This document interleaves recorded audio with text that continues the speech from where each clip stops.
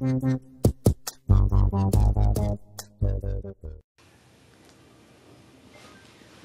to the Ren and Tygress Show, you know what I'm saying?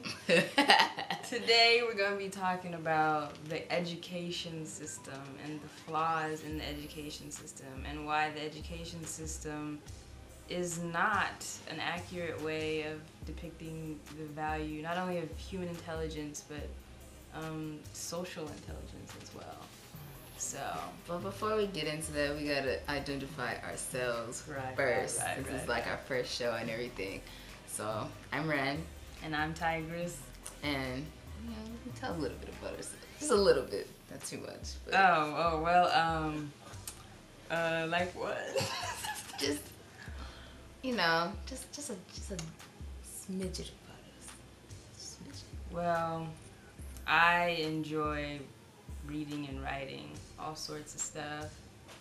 So, and education is something that, of course, there's a lot of reading and writing involved, and I feel like there's not a lot of hands-on things. True. And that's left out. That's kind of the reason why I wanted to talk about that too. So, yeah, I like philosophy and stuff. So. To get historical, the education system was designed for an industrialized age.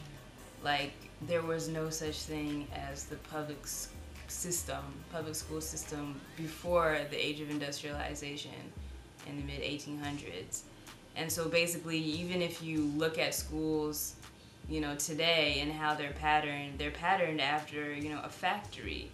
You know, you have the art building is over here, and the math building is over here, and the science building is over here. In high school and middle school, you have bells usually to tell you when to go to the next section of whatever you're supposed to be doing.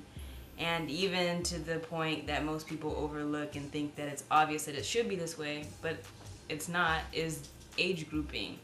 Putting kids in age groups and assuming that they're going to learn best with people that are their age. Now, there's not to say that that's not altogether bad or altogether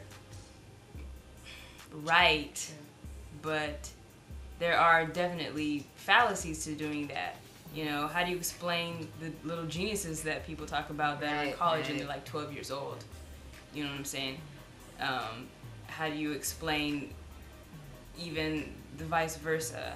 You know, people who go back to school. What is the value in that for someone who's 80 years old to go back to school and they're learning the same things that people who are 20 or some years old are learning?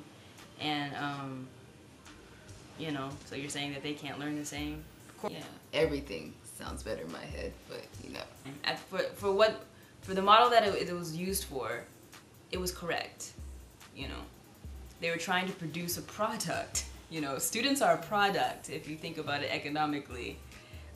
To the world economic system, and if they're trying to create people to be people who would benefit from, you know, in the 1800s when machines were just now booming and technology was just now becoming a reality, probably, you know, as a word, technology. Interesting, because when you have like public speaking class, they'll show you all these things that you need to integrate in order to be an effective public speaker. And I'm sitting here thinking, hold up, half my teachers don't do jack to try and make, they would not be considered good presenters. And if teaching is not a form of presenting, I don't know what is. Right. So definitely don't see any attention getters in those lectures. Right, I mean, you have your few exceptions, you know what I'm saying? You have your few exceptions. You know, some people believe, well, I shouldn't say that. You know how in school, if you work in groups, it's considered cheating. But when you graduate or outside of the school system, when you work with someone else or a group, it's considered collaboration. It's considered exchanging ideas to get feedback from different people, to see what other people are thinking, and you might even be able to produce a better product or a better idea by bouncing off of each other. True. Yeah, that's definitely the tip of the iceberg for the education system and how I feel about it.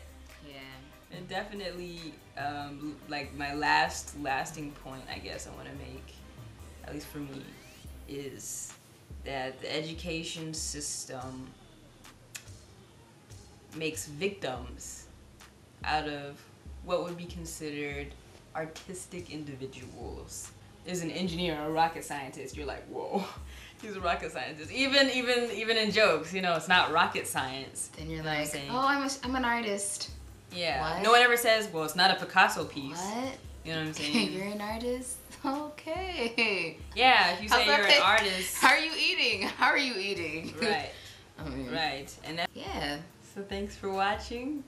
And you know, well, if you haven't, like, as we keep doing the show, we're gonna keep doing the show. Yeah, comment. Comment, and if you have like any suggestions for like future shows, or yeah. We want to bring like a guest every now and again too. Yeah, or stuff that you want to see, or like just foolishness that you would think be funny. I don't. Yeah, we're not serious. Yeah, we're definitely not serious all the time. You right. Yeah. All right. So that's our show. I'm Ren. And I'm Tygress. Good night, or afternoon, or whatever. Or morning. Yeah. For you people that can't sleep, insomniacs. True.